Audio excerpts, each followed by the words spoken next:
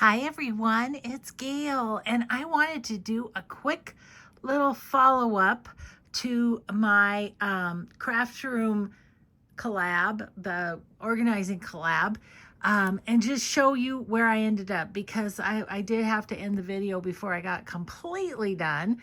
But I thought I'd show you. See, I've got my collage papers and then all of my little books that have been fussy cut in that big area.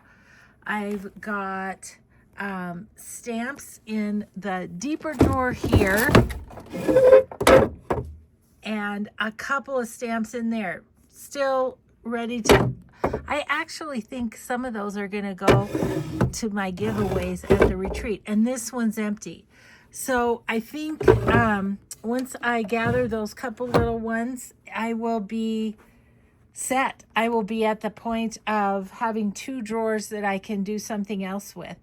Those are my die cuts in that basket. Back here are tags and various kits from Love Junk Journals that I kind of have organized by what they are, whether they're botanical or whatever.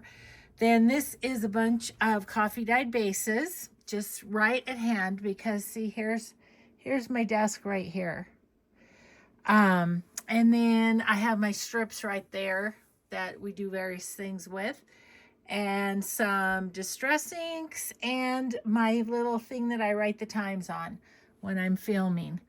Up here in this fun little 70s box, we have some book page pockets that are made already and things like that. Up here in those plastic things, there's Tim Holtz die cuts that are already cut, you know.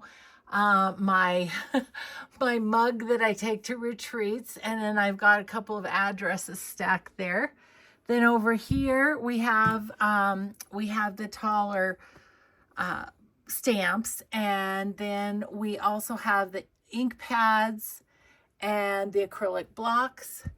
Up here we have my floral stamps, and that little box is empty. So I have room to be adding to this. I will show you up above.